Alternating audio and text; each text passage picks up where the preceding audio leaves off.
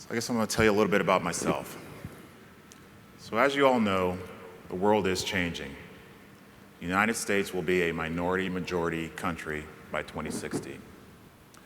The reason I wanted to contribute to this dialogue is because I sincerely believe we should be more diverse. I was one of the only African Americans in my graduating class at the University of Georgia, and not much has changed since then. Also at that time, there were few women and people from other countries in my class. A more diverse world. This image demonstrates change. We have many cultures, races, ethnic groups, and beliefs to celebrate. Our profession needs to mirror the population in order to best serve our diverse communities. An opportunity to grow. The good news is diversity in our profession has improved. Approximately 45% women, 20% Asian Pacific Islanders as graduates representing USLA programs. However, there is still only 8% Hispanic, 1% African, and Native American graduates in programs today. We have a true opportunity to grow and expand our reach in this profession. Growing up in Liberia, West Africa, being a minority was foreign to me. I'm the guy in the middle without dreads. In Liberia, people came from around the world.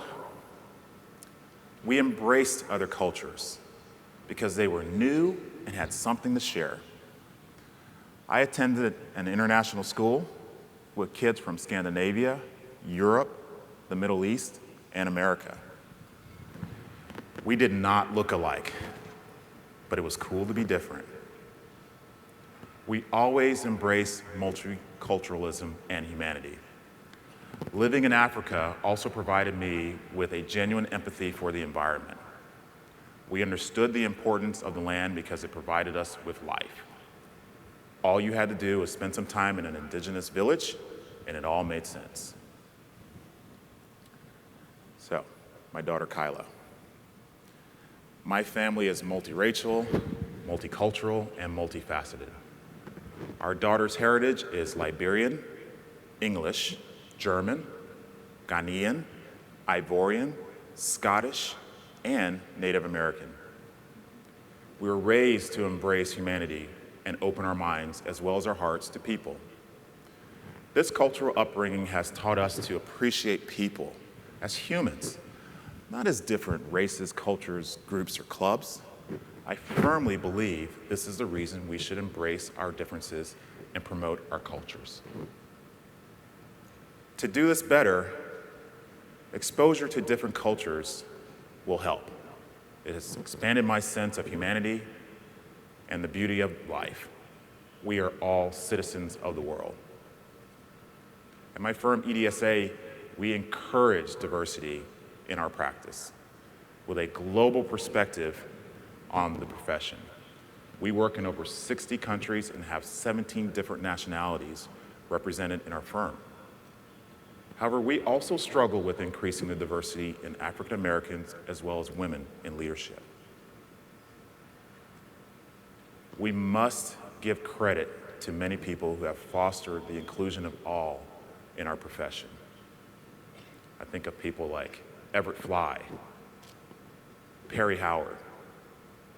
These are some of my heroes. And as recent, Kofi Boom and Diane Jones-Allen. ASLA promoted an effort in 1975 to reach our cities involving prominent African Americans to recruit minorities.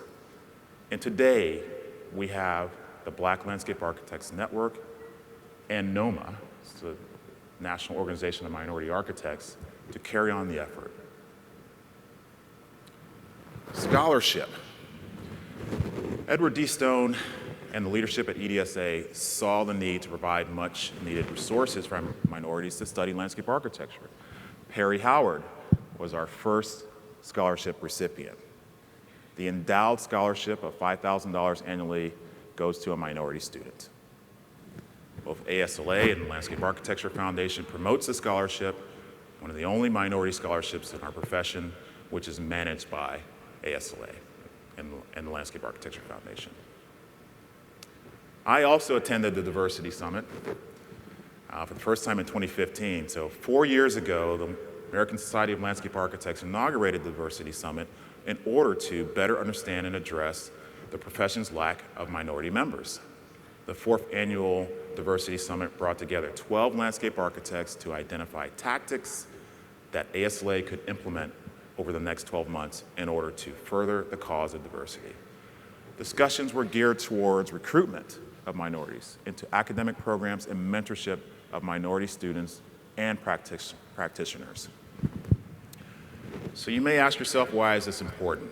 This Costa Rican forest in this image tells us. It may look like a monoculture.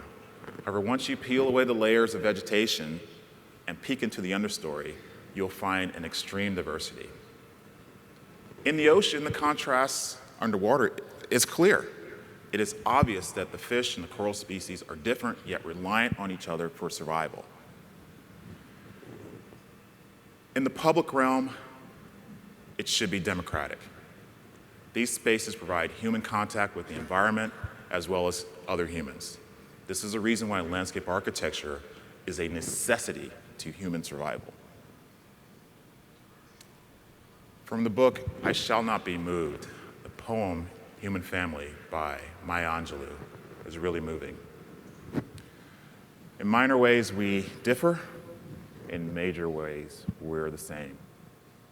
I note the obvious differences between each sort and type, but we are more alike, my friends, than we are unalike.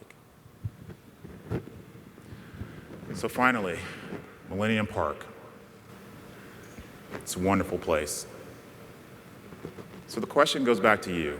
How can we increase diversity in our profession of landscape architecture to better reflect the world? Thank you.